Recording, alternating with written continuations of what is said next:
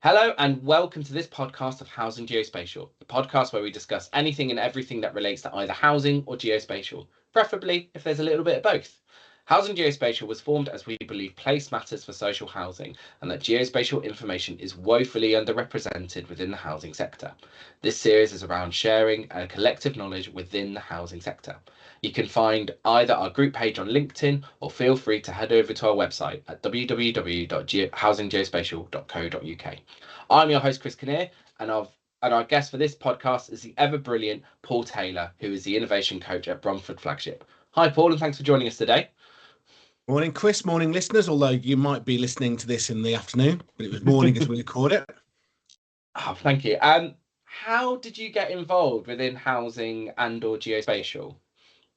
Okay, so my kind of interest, I've been involved in housing unbelievably for a quarter of a century. And my interest in geospatial is really because I work in innovation. And fundamentally, innovation is about, first of all, for it to happen, you've got to give people information. And then you've got to give them the autonomy or the freedom to do something with that information. So I come at geospatial from the point of view of it's information that should be democratized and given to people so they can make decisions with it and do creative things with it. And that's the exciting thing about geospatial with me. So I'm not a specialist. I don't know loads about geospatial. I'm just interested in it. The source of my interest, to be honest, was probably about 11 years ago when we started Bromford Lab. And I got really interested in the possibility of drones, both as a kind of a mapping tool, but also in case of what they could potentially do. At the time, we were absolutely ridiculed for why we're doing kind of experiments with drones and everything in terms of trying to map building roofing and things like that to help with decision making about repairs. And we were absolutely pilloried at the time.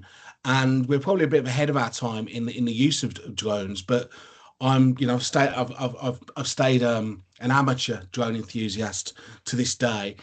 But coming back to what I said, it's about the technology that's available out there can give us unparalleled insights into our environment and our places that ultimately allows us to make decisions. And I think that's really exciting. And it's not front and central in all organisations at the moment, but I think it needs to be, and it ultimately will be.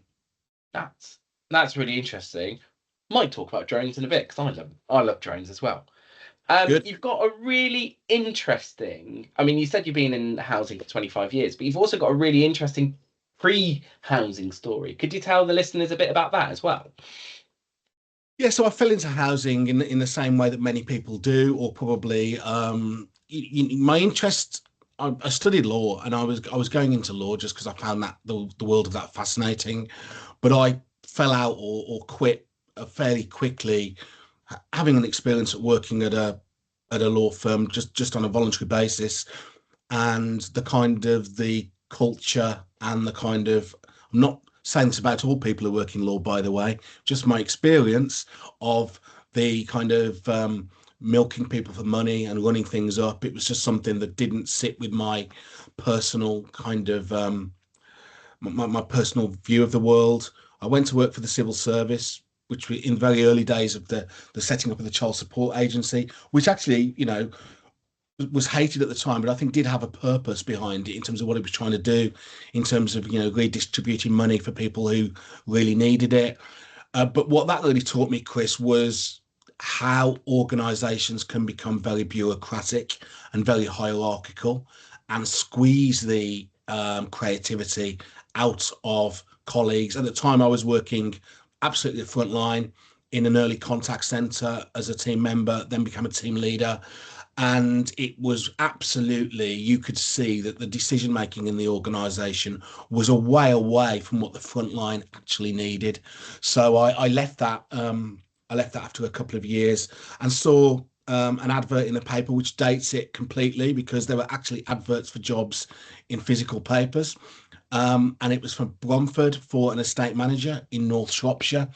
And it mentioned about we want someone who's really creative and got new ideas. And I thought that sounds interesting. I genuinely thought that it was something akin to a gamekeeper or something like that, because it was a state manager, and I thought I'd be striding around in a cap or something with a pipe.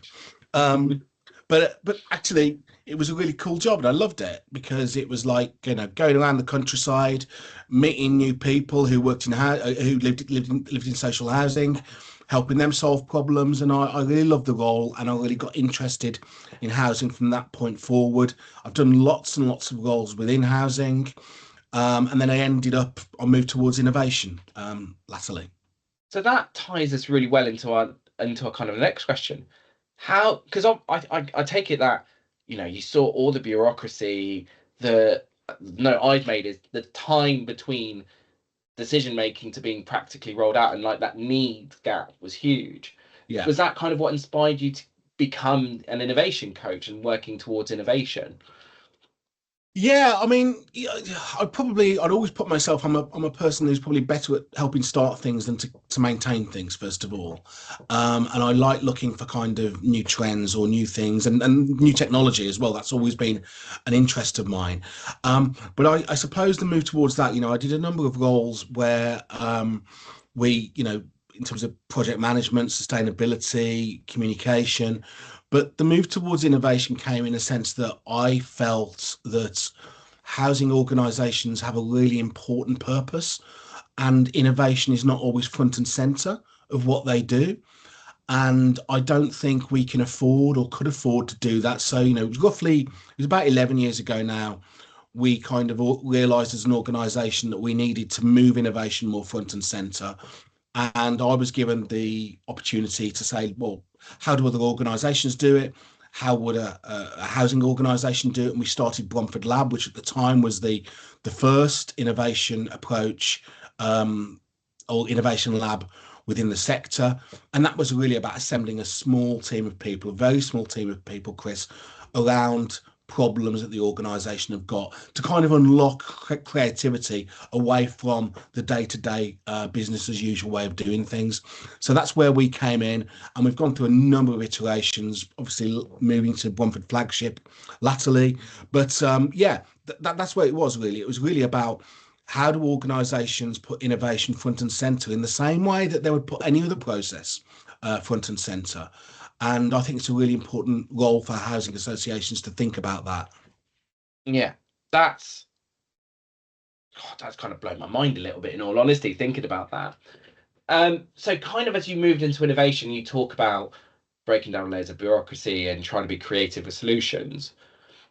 In kind of in line with that, what do you think have been some of the challenges in housing over the past 20 years? Like you said, innovation's not necessarily front and center.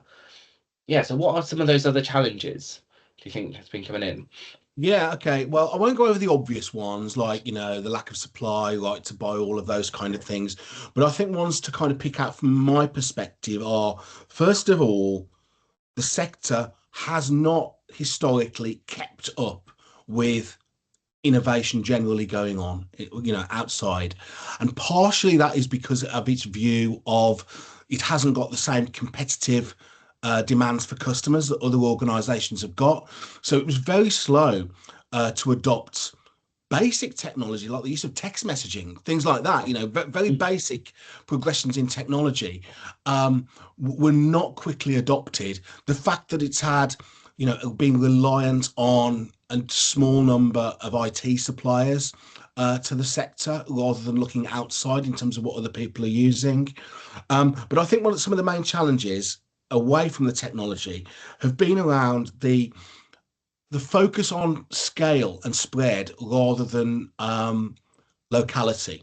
And your first guest on this podcast, Rebecca from Believe, spoke about the fact that there could be several housing association properties on a single street, essentially on a single neighbourhood. I mean, she meant different housing associations, different landlords. And she talked about very creatively about solutions to get past that. But that is a problem, Chris, and that should never have been allowed to happen, because what that meant was data becomes siloed, information becomes siloed in individual landlords, whereas you need to look from a community perspective to solve problems rather than individual organizations. So I think that one of the challenges for the sector was that move away from I'm going to call it locally focused services, okay? And some people will think of that as very old fashioned, but I don't think it is, because the end result of that has been a decline in customer satisfaction, a move away from locality to kind of distanced contact centres and contact teams who are a long way away from the people that they may serve. Now, some people will say, well, that's not a problem because technology can solve that. Well, it can, but it hasn't. Because if the end result is the housing ombudsman having to take on 40 new caseworkers to deal with complaints across the sector, that shows the sector is not swimming in the right direction as it stands at the moment. Now, I think what's exciting, and geospatial definitely comes in here, is about how you return that focus to a place, how you return that focus to a locality, and how you actually ultimately solve problems from a community lens. And this brings us lovely onto our next question. And I completely get that. I've worked in a very big housing association with quite a large spread, and there are definitely communities who are served less than not less well, but there was a focus on different areas because that's where predominant stock was versus the homes if someone was further out. So you have been working at Bromford Flagship to become place-based. Can you tell the listeners more about what it is and why Bromford Flagship decided to become more place-based? Yeah, just before I do that, let me just expand upon what I think the problem is. Because if you're looking at it from an innovation point of view, the further you remove yourself from the problem, the more difficult it is for it to solve it, essentially. Okay. The great innovators of the past have always been deeply embedded in the problem and working absolutely alongside the people it affects. The distance thing is not great for innovation generally. And an example, it's almost like, and it's really interesting research on this. If you ask people generally about the future of the planet, they're generally quite negative about it. Okay. And if you even ask people about the future of their country, generally, certainly in the West, people are still quite negative. If you ask them about where the future of where they live, they're far more positive. Okay. And if you go down to street level, they're really positive about what's strong around here. And what that indicates, Chris, is the closer you make it to local, people think things are more solvable. Okay. How do you solve the future of the planet? No idea, unless you're kind of a mega genius, whatever. Okay. But how can you solve actually things within your team? Yeah, I think I probably can within given the right kind of tools and the right freedom. How could you work differently on your street, given the right information? Loads and loads of things. Now, the pandemic was a really good example of that, where innovation was devolved to almost street level in terms of people helping each other out. And that really worked. So people solving things locally is easier for innovation. It'll thrive from that point of view, which leads us to place-based approaches and why we became interested in our last strategy of becoming place-based was absolutely what I said earlier about, well, we want to be a big financially strong organization because we want to be able to build new homes. That's really important. But those homes have got to be in the right places, and they've got to be places that can thrive and help people lead successful lives. So the importance of place is really important. And the concept of place-based working is really simply to flip it. And rather than looking top down, to look bottom up. And this is absolutely where data and geospatial comes in, because it looks at the point of view of what's going on in the community and building out from there. And that's what I think is really interesting for the housing sector, is how we flip from being big organizations or scattered organizations or four organizations on one street essentially, and how you start looking at things from a local perspective, because that's how people view things. They don't view things from the point of view of who I rent from or who my mortgage is with. They view things from the point of view of where they live and who they are. Place-based working is essentially a bottom-up approach to building that and building an approach that is relative to the place. So very quickly, three principles I always pick up from approaches to place-based working are: it's bottom down, it's bottom down, sorry, it's bottom up, not top down. First of all, it's got to be democratized in terms of decisions being made locally. It's absolutely not siloed. It's not about just individual landlords and their tenants. It's about the local authority. It's about the kind of things that Rebecca was talking about in your first podcast. It's about bringing all those kind of stakeholders on board and getting a shared view of the world. And it's also about, it's not about costing more money. It's about pooling resources to get better outcomes. Those are the kind of principles of place-based working. Now, we don't know as an organisation how long it's going to take us to go fully place-based. We've just said we're on a journey. We're interested in talking to other people who are on a journey on that. We've started it off very simply by a number of pilots that bring together colleagues out of their individual silos, so out of their individual directorates in terms of repairs, housing management, older person services, planning, those kind of things, and bringing them together focused on a place, not focused on their individual targets or on what the organisation has set, but how can they best reassemble themselves with the community to deliver outcomes based upon the best interests of the place, if that makes sense. To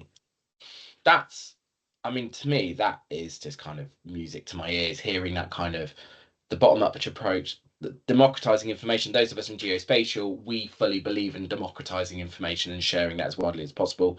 And also we hear this challenge all the time: siloed resources, we're on our own, or and that's just teams within an organization, data within an organization. But actually pooling multiple organizations' resources together to make communities to have better outcomes for communities.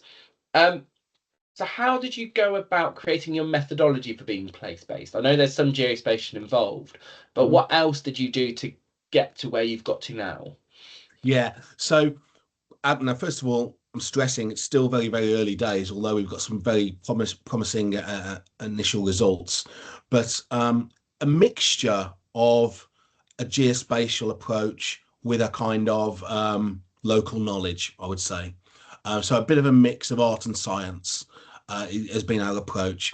What we wanted to do, first of all, Chris, was identify how our homes map with people's view of places, okay? Because what housing organisations will often do is say there's like a north or a south, that's the north patch, that's the south. Well, no one identifies with living in the north or the south or whatever. You identify with a place. So we wanted to do that. So the first piece of work that we did, which we started working with a company, Geolytics, who were working with the co-op. Why we started with them was the co-op had done a lot of work in terms of mapping out how people identified with the community, which kind of makes sense if you think about your knowledge of where you see co-op shops and everything. They're not on huge out-of-town retail parks. They are centred within communities. So they've done a lot of work in terms of clustering their stores around where people identify with communities. So we did an exercise with them to drop our homes in terms of the clustering of our homes using geospatial technology into their model, essentially, and seeing where it worked. And it got us really far. So it was really successful. It only got us so far, obviously, because they are looking at things from a retail lens, where we're looking at things from they're looking slightly wider than retail, but they're not looking at things from a housing point of view. So that was our first kind of step, was looking at, where our clusters of homes are and how they relate to places, probably identifying where are the areas we can become truly place-based and where are the areas that we might just have a few homes. Going back to what Rebecca said, we might have a few homes on a street somewhere. That might be difficult for us to go place-based, but others might be able to. And where are the areas where we own a lot of homes and we know absolutely we could be really, as local as we like almost. So that was the first step. And then the bit I'll say there as well is also about that kind of second view of having done that. or what are the types of places? Okay, so if we want to test some things out, you've got places that are quite urban with a lot of demand because we overlay demand data into some of that. Um, what are the areas where we've got a lot of demand, or what are the areas where we've got a low demand? What about the areas where we've got about people who are really doing well and kind of getting on with their lives? And what about the areas where people could be more socially isolated? So we've developed kind of four archetypes of places that were form our initial tests essentially. One of the things we had to do as well, I'll mention as well, is to test out that real world, view of things. So the data will tell you so much, and that's really important. But then people will say, no, no, no, I don't agree with that. And a really good example for us was when we started looking at one of our first pilots, which was in an area of Mangotsfield and Staple Hill, just about 7 miles outside of Bristol. Um, we clustered them together. The data told us that would make a good place, Mangotsfield and Staple Hill. As soon as we took it to customers and to colleagues, they were like, no way. We don't think of those as one place. They're two completely different places. So people who live in Staple Hill identify with Staple Hill. They don't identify with this other place. So we pull those apart. And that's part of our testing at the moment is how locally focused can we go in certain places and how can we not necessarily go there in others. Does that make sense? Yeah, I tell you what it reminds me. I know we've spoken about this before. So Edinburgh City Council have a thing called natural neighbourhoods, because obviously they have their own wards and how they define it. Yeah. But then you ask residents, where do they think they live? And that example of Staple Hill, and I'm really sorry, I can't remember the other place's name. Mangotsfield, yeah. Mangotsfield, yeah, it reminds me of exactly that. As you might, like an organisation might consider that one area, but actually they themselves consider themselves very separate. So I grew up down in Devon near Torbay, and there's one town near us called Teignmouth. And if you talk to people where they live in Teignmouth, there's one major road cutting it, and they're very divisive. We would say they live in Teignmouth, it's one place, but actually they're very divisive over this one road. Where on the left-hand side of the road going up the hill, they're different community than those on the right. And I think that local knowledge is so important. And to me, it's really praiseworthy of the steps you're taking to becoming really bottom up. Can I just jump in Um, there, Chris? Just something you said mm, there, because why that's really important and where geospatial can really help there is that this isn't just a housing thing. Other people are looking at place-based working, notably health. Okay, we're mm, recognizing that health services have become disconnected in some cases from the community. Now, it is the challenge to be solved is about how can you be really local without without costing loads and loads more money essentially then but that's something that technology can help us with because of course if you think of health services, if they're located in the wrong place, you're potentially moving yourselves away from the very people you need to serve. Okay, so if there aren't like bus routes or transport routes or whatever else like that, and people need, I don't know, I don't know, vaccination services, and they're really difficult to get to, that has a direct impact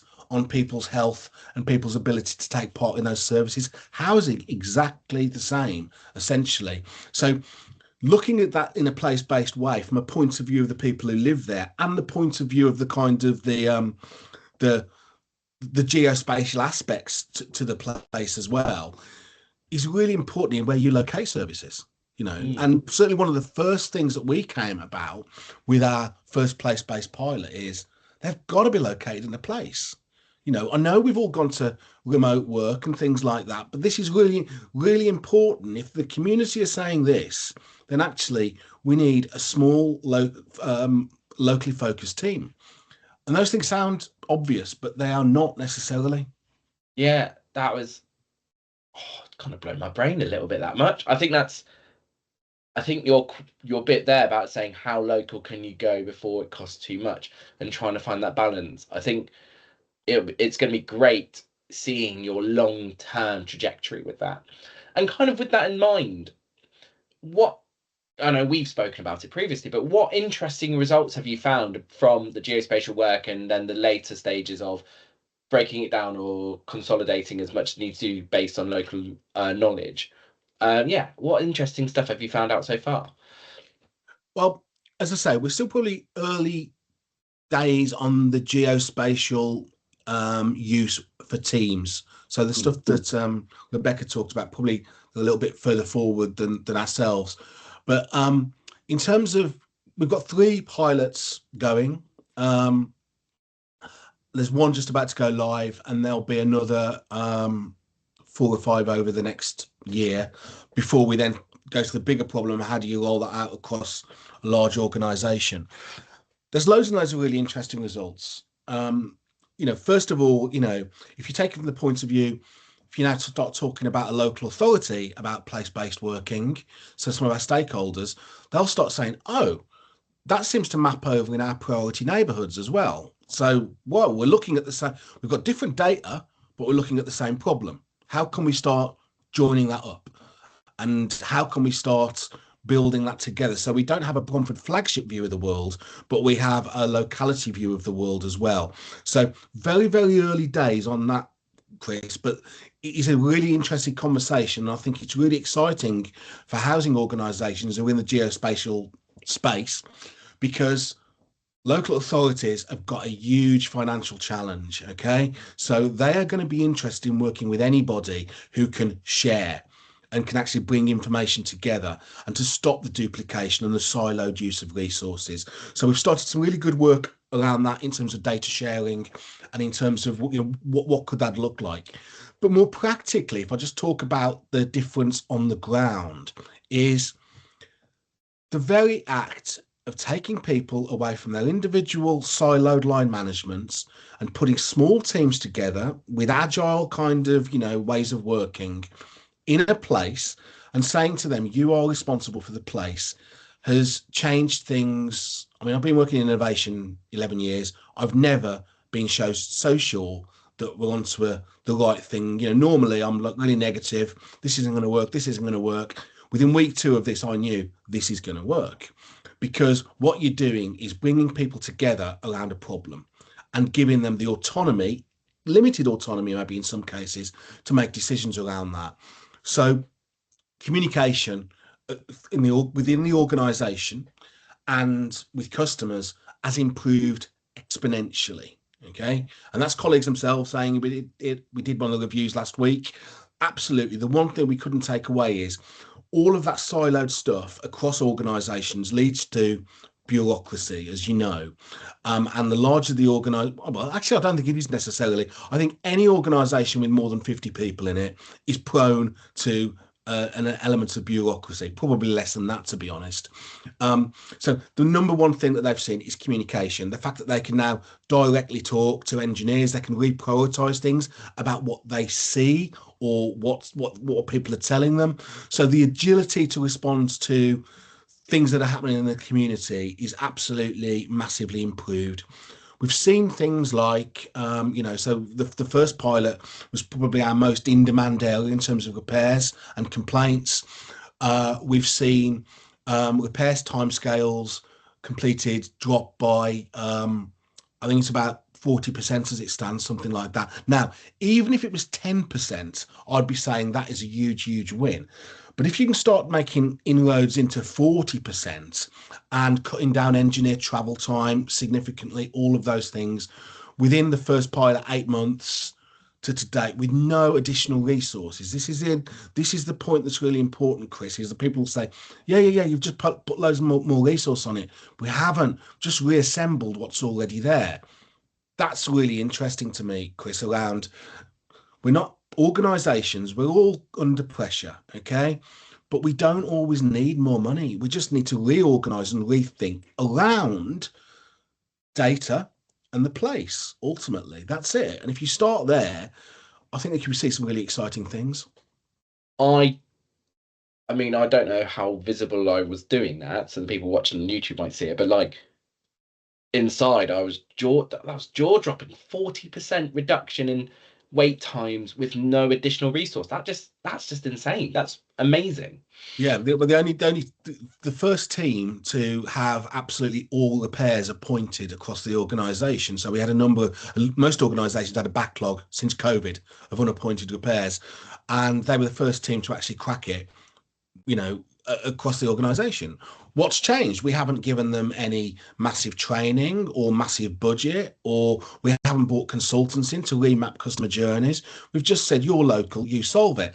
And why I think this is important, and why I'm not just talking about colleagues here, the same thing's got to apply to our customers and residents who live in the homes. If you give them the information about, what works locally, what community assets they've got, what buildings we've got access to, all of that, imagine the problems that they can solve. And this is probably one of my biggest kind of lessons in terms of all the time I've been in innovation, is that we get it wrong by making it too complex and starting it, as I've said earlier, too far away from the problem. Democratize it, give people the data, give people a little bit of autonomy to do something with that data. And who knows what would happen, because we didn't predict those things would happen. No, I don't think anyone would predict all of that, especially the 40% drop and the clearing of the backlog. Literally, I didn't know that fact, and that's blown me away. That's awesome. So you were just talking then about giving residents autonomy and kind of how positive that's been for them. Have we had any interesting resident feedback other than how positive has it been? Like, have they commented about how it's been easier to clear repairs? Have they spoken about potentially even something negative about this place-based approach?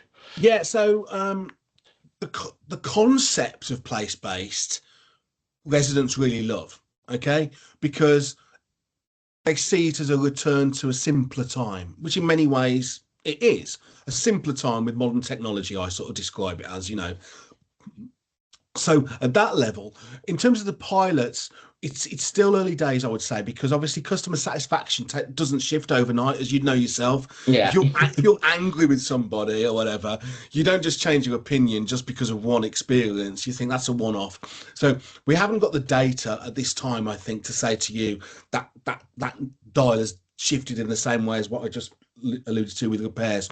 But I think in terms of conversations, then generally, absolutely, yes, people are positive. The customers are really, the residents who are really invested in it, absolutely get it, and they can see the difference. I mean, interestingly, one of our, we call them neighbourhood coaches, our kind of housing managers, her patch was like split, because it was like half was in the place and half was out the place. And the customers who are out the place were asking, can we come in the place? Because we can see that things are happening here in a way that they're not here. So that, to me, I take as a brilliant endorsement. If customers can see a visible difference, then if they're talking about it, there's got to be something good there. And, Sky, one of our customers who was at a conference with myself a couple of weeks ago, she was saying how, and I think this is really, really important, it feels like we're dealing with a local team who understand the place now, rather than, I don't think she said corporate entity, but she said that kind of faceless organization where I send something off and I don't know where it's gone to, and there's no name attached to it, and it goes to a mailbox or it goes to a chat bot or something like that, and I haven't got that. So she gave some she's given some brilliant feedback. So the feedback generally is really good, obviously from colleagues, and it's really good, I think, from residents, although we have not borne that out statistically. There are also some challenges, though, to place-based working, because you're moving away from a transactional approach. You're moving into a more cooperative, democratic world, and where we might be saying to residents sometimes, we don't know how to fix this. How would you want to fix it? Or how, actually, you've got all these priorities. Which of these would you prioritize? And that isn't always a welcome message to people, because we've become a very consumerist kind of society who just want things fixed. I just want the potholes fixed. I don't want to hear about the council's wider problems or whatever else like that. And I don't want to pay you any more money from council tax or anything, and just get on with it. And there's a little bit of that, I think, with, where housing associations have got to make tough choices, they've got to work with residents in a different way, and residents themselves have got to help make those decisions. And that will be a challenge to some people who are used to a kind of a provider, consumer relationship. By the way, that was a resident that said that to me rather than me just saying that myself. So I think it's that changing relationship. If you think, about the birth of housing associations, Chris, largely they were cooperatives. There was a more cooperative movement that still exists to this day. But place-based working is definitely a more cooperative approach, where we can't solve everything. We need to work as people who live in a place and work in a place to solve those things together. I think that last bit where the change from a transactional nature to a democratized nature, when we spoke the other day, that completely blew my brain because I hadn't thought about it in that respect. And actually, I think that is a massive challenge to overcome. But I think it's a good challenge, because if that's like a huge challenge, like your biggest challenge out of what you've received out of all the benefits so far, even just anecdotal ones, I think that's going to be isolated. But yeah, then again, it becomes how you manage that relationship and how they integrate themselves into that cooperative and place-based. Oh, I just love this approach. I think it sort of sounds like you said, you're returning. There's a great line, I think I wrote it down, returning to simpler times with technology. And I really like that strap line. And I almost think that should be a strap line for this project. Because I think it's just great. I've got one last question for you. Being in innovation, you've got huge amounts of projects, obviously place-based, and you've worked with drones and stuff. If you kind of had a big enough budget, or you had the kind of right resources to support you, what project would you love to try out and see if it would work? Well, it's not always about bigger budgets. Sometimes it's about bigger permissions, or maybe in this case, the example I'm going to give you, it's a little bit of both. But often we've got access to resources. We just need to think of ways to bring them together, and that's what the whole geospatial movement starts to unlock in how you do that. But I've been thinking a lot about how we don't learn the lessons of the past. I mean, that's a really important point for innovators. You don't constantly think about the future. You look at what has not worked or didn't work or what did work. And organizations generally, I reckon, I'm in my cynical self, says that an organization's got an organizational memory of 2 years. It can't remember anything before that. It's probably not even 2 years, to be honest. And so all the good stuff or bad stuff it did in its history is kind of gone. It's like lost to history. And so you're forever doomed to repeat the mistakes of the past in that case, because you just haven't learned. And applying that to kind of place-based ways of working and geospatial and AI, we can move away from that. I would love to, and I might do it if I can get a few people to join together, is take all the knowledge that's been in my organization. Let's just go since we went digitized. So let's just go back to 2009, something like that. I don't know. Stick that all in AI. Okay. Everything we've learned, everything we've failed, everything we've done, and then start thinking about how you do that community level as well, in terms of how you kind of bring that together. That kind of, we were talking about Google Notebook and that being able to kind of, put in a problem and then interrogate it and ask different questions of it. And imagine if that was like a geospatial project as well, that you'd got a place that had got all the kind of the knowledge from the various providers about the things they'd done and things they'd got. And that was democratized. And that might be an ambitious, well, I don't know if it is ambitious, because if we started small, I think it's perfectly achievable, and we've got the technology to do it. That's absolutely true. We might not have the permissions to do it, and we might need a little bit of budget to kind of unlock it. But I don't think the budget would be the main thing in that example there. I think it would be permissions to say, whoa, a Bromford Flagship really going to say, we'll just throw in all the stuff we've mucked up in the past in or whatever, all the things we've tried out that didn't work, and make that accessible to people. I think as organizations, we need to, okay? We need to remove that firewall between the places and the institutions ultimately. And I just think that would unlock huge amounts of creativity if it's done in the right spirit of, we're not using this to beat each other up here. We're using this to make sure, starting again, we want to solve problems, and we've all made mistakes. We've all had failures. How do we avoid those in the future? I think the prospect of AI in that context is hugely exciting. That would be a fantastic project, and I hope you actually able to get it going. Keep us in the loop, and that'd be Let's fantastic do to it. hear. Any listeners to the podcast or whatever, let's just think about it. And even if we do it as a very, very small prototype on one street, it'd be worth doing.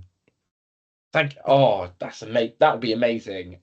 Paul, thank you so much for joining us today. It's been fantastic having you on. If anyone is wanting to get more in touch with Paul, you can contact him on LinkedIn, and I guess there's any other methods of communication with you, Paul? Yeah, if you just search Paul Taylor, Bromford Flagship or Bromford Lab, we will you'll be able to join some of our communities. We're very keen on sharing things and got our own podcast and our own webinar. We're very keen for other people to join, not because we want people to follow us, but the same as what you're trying to do with this podcast, Chris.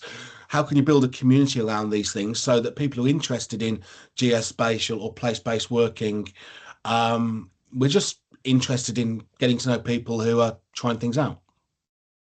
Oh, really looking forward to seeing more of how your place-based working goes.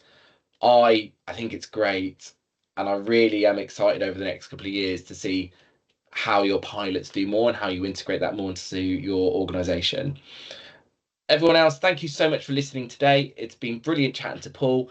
If you'd like to get involved with Housing Geospatial, feel free to message on our LinkedIn or give me an email at chris@housinggeospatial.co.uk. Look forward to listening with you next time. Thank you very much. Cheers, Paul. Thank you.